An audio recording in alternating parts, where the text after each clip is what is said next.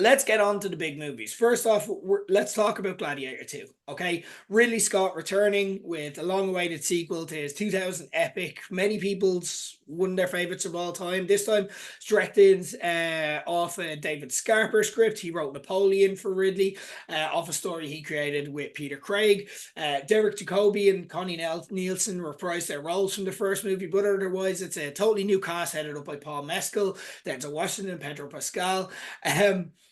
It's not new news. It's been spoken about a lot, but I feel like I do want to bring it up. The sequel has been in the works since around 2001. There was at one stage a script written by Nick Cave. Yes, that Nick Cave, who's a friend of Russell Crowe, that saw Maximus in purgatory, sent back to kill Jesus and the apostles, ending Christianity. He failed to do that, and he was then cursed to live forever. And as a result, he fights in World War II, Vietnam. And then at the end of the movie, again, this is never going to get made, so spoilers, but at the end of the movie, he works in the Pentagon. And I would just fucking love, I want that movie. I need that movie. I need to cut to him just checking his phone in his little cubicle. I'm like, that's Maximus from Just swiping on Gladiator. his phone. Are you not entertained? Yeah. Yeah, literally, he's on Tinder trying to be entertained left or right. um, there's a lot going on here. Hans Zimmer didn't return after passing off the score to a former assistant, Harry Gregson Williams, but there's a lot of the original DNA here. Tom, did it live up to the original? No. But before we get into that, here's a bit of levity because I think we need a bit of a break before after the darkness of Tenora. And by the way, I don't think you understood the last joke. Tenora is a drinking cork. That's why that's why you didn't laugh. Yeah. Oh, okay. Sorry, I totally works. My cork. Yeah, of course. Yeah, God. Okay. You get me back. You get me. I got you with this one, right? Okay, this one actually needs a bit of participation as well. So, what did the hungry cannibals feel like after he ate a woman? I don't know, Tom. What did the hungry cannibal feel like after he ate a woman? Gladiator. Okay. How did he feel when he went back for a second? Like, what did he say when he went back for seconds? I don't know. What did he say? What's the movie we're doing? Gladiator 2? No, he said thanks. He's got manners. He's a mannerly cannibal. That's what we call baiting the hook, everybody. Well played. Okay, you got me back. You're back on track. Okay, we're good. we're 1-1 right now. Okay. Yeah, like Gladiator, I do like the original Gladiator, but I also think it kind of was one of those movies that attracted, some of the worst people are like, Gladiator's my favorite movie. And I'm like, it is really, really good, and there's a lot I admire about it. And I think I respect it a lot more having seen Gladiator 2 now. In a weird way. This is what it could have been. Exactly. Yeah. Like it's so weird that this is a Ridley Scott movie, because if you hadn't told me, this feels like the most studio soul-sucking legacy sequel of a Gladiator movie. Like it has all the hallmarks of one of those things where it's just like they do a lot of weird, awkward connections to the original that I'm not going to spoil, but honestly undermine parts of the original film for me. Okay. I actually think there's things in it that just didn't really work at all. I should also mention, like, the first Gladiator, if I had any flaws with it, I couldn't take any flaws with the way it looks, the massive scope of it. The cinematography is amazing. The cinematographer of Gladiator 2 just came out and shit on Ridley Scott. I don't know if you saw that. No. He was literally like, Ridley Scott is like lazy and like overworked now. He's basically like, he has all these cameras going, and that doesn't make it better. He's like this is the man who's like promoting the movie that's in cinemas that he just shot, and he tore into Ridley Scott. He's like, he's lazy now, and I was like, yeah, I don't know, is he lazy? It does feel like Ridley Scott is kind of just like, it's amazing that we're still getting Ridley Scott movies at his age, but it also feels like, Ridley, you can take a bit of a break. You can like think this out. You can choose projects selectively, because it just feels like it's scattershot. It's like Ridley Scott is afraid that if he stops working, he's going to die. And every script that comes in his post box, he's just like, make it green light. Because again, and you mentioned the sequel that we could have gotten, and that was always one of those bonkers Hollywood things where I was like, man, did you hear what that could have been? That is at least something interesting. this movie just wasn't interesting for me. Ooh. It's just a movie that feels like they kind of went through a lot of the steps of the last one, and they did it in a worse way. I don't think there's any aspect of this movie that is better than the first movie. Okay. To be honest, like there is Paul Mescal, who I like Paul Mescal. I think he's a good actor. I personally think, and I don't think this is necessarily a popular take, I think he was miscast here. Ooh. I don't think like if you look at someone like a Russell Crowe, he's kind of got that anger inside him that just kind of radiates out of him. Paul Mescal has moments where he kind of feels like he's meant to be that kind of character, and I think it just falls flat. He feels very measured in his performance, and I don't think it always works. There's scenes where it does work, but as it goes later in the film, I don't feel it works at all. We have the person who probably would be the more interesting character in the movie, which is Pedro Pascal's character. He is fantastic in this. I really liked his character. We also have Denzel Washington, who is again a really really interesting character. Steals every scene he's in. But like, if you were like, is what do you know about that like character in general? I'm like, it's Denzel Washington. Like if he is like Denzel Washington was just like putting on a robe and they were like, yeah, Denzel, just be yourself, buddy. It's literally Training Day with togas. Yeah, yeah. And listen, I was fine with that because it totally And it worked. was I was great. like, man, I enjoyed Denzel it. is the man. Like, I really liked it. I'm like, yeah, apparently, I want to watch Training Day with togas. yeah. We have like the twin kind of emperors played by Joseph Quinn and Fred Hetchinger. I like that dynamic, but it also kind of did feel like, well, how do we make sure this is totally different to the last one? Two emperors, too fast, two gladiator, two gladiator, two emperors, double everything. This time there's monkeys. This time the baboons are crazy and possibly drugged up. This time there's sharks in the Colosseum, and you're all like, what? Whoa! Restraint is allowed, okay, and sometimes welcome because even in some of the big action set pieces, and I think they generally quite enjoyable. All the scenes I preferred and remembered were the smaller, more intimate battle scenes. Like Mm. there's the big one everyone's talking about was like the Colosseum gets flooded in the sharks and both battles, and like that's yeah, there's elements of that are true, but I thought it was such a dull sequence to watch. Like visually, I didn't think it was very interesting. I thought like the action of it, there was no real stakes because it felt like plot armor. You know, there's people just firing multiple arrows, and there's just not even like where you're like that character is just exposed. There's no logic put into this. It just feels like they thought about it afterwards, and that's again something his cinematographer said was that Ridley is now like about to shoot, and they're like, "Hey, there's a load of stuff there that we should get out," and he's like, "Clean it up after." Like, oh, okay. I just thought it wasn't a very interesting movie. Like, there's Mm. parts of it that I'm kind of already forgetting. I think the most interesting story is the one that is going on with Pedro Pascal and Denzel Washington. I feel like their stories are a lot more interesting than the central character.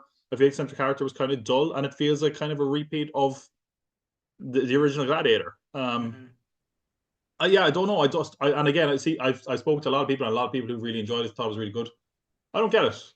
Maybe it's just because it feels like we've got plenty of historical epics, since the original Gladiator that I thought were decent, or it feels like this is just more of the same, but to a lesser to lesser success.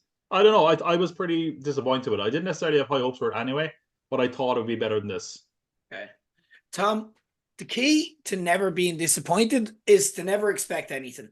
And the fact that Gladiator 2 was happening told me all I needed to know about what this was, because Gladiator, there were no outstanding questions from Gladiator 1. It told its story, and I like Gladiator. I think it is an excellent movie. I rewatched it coming into this, and I hadn't watched it in a few years. And I'm like, yeah, this is as good as I remember it. And what I liked about Gladiator was that it's kind of an alternate history based off like certain real characters.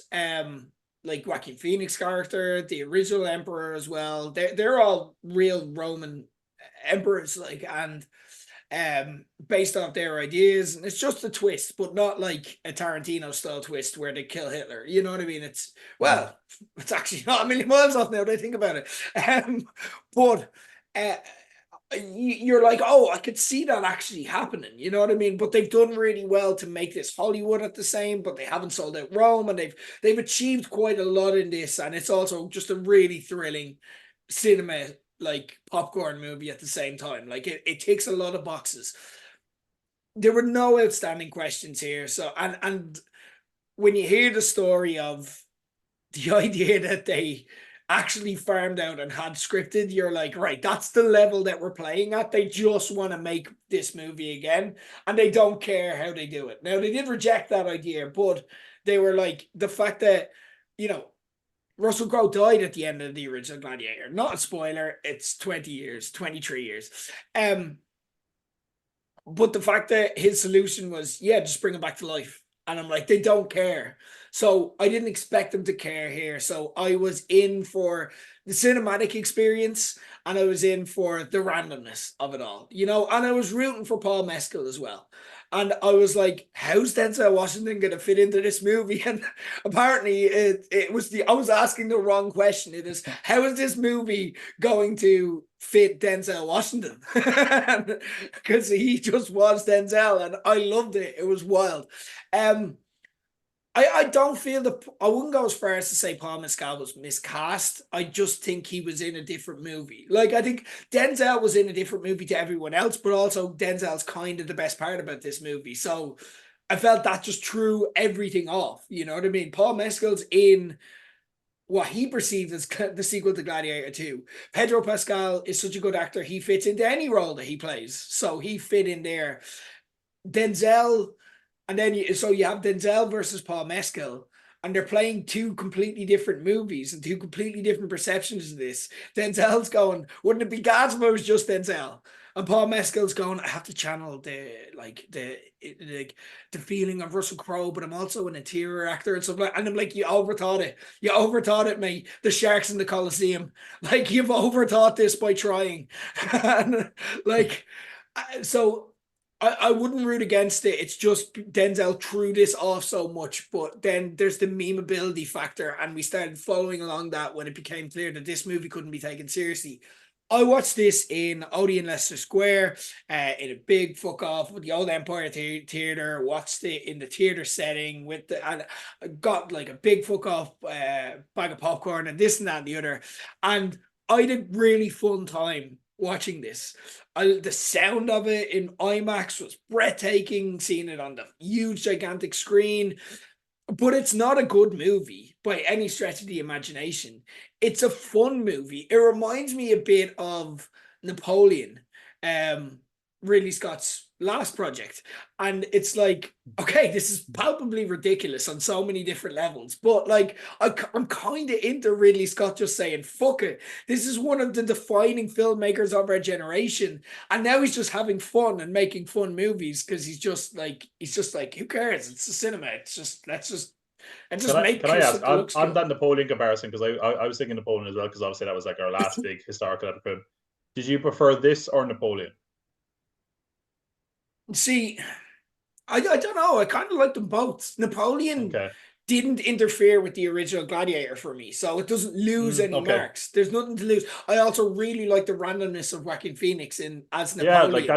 that's what I mean. I thought like Napoleon, I thought was there were some interesting choices, often weird and necessarily bad choices, and there were some battle scenes in that where were really amazing. Whereas I think this kind of missed a lot of things that could be epic or interesting about it. Like, Yeah, but then there's stuff like, why were there monkeys there?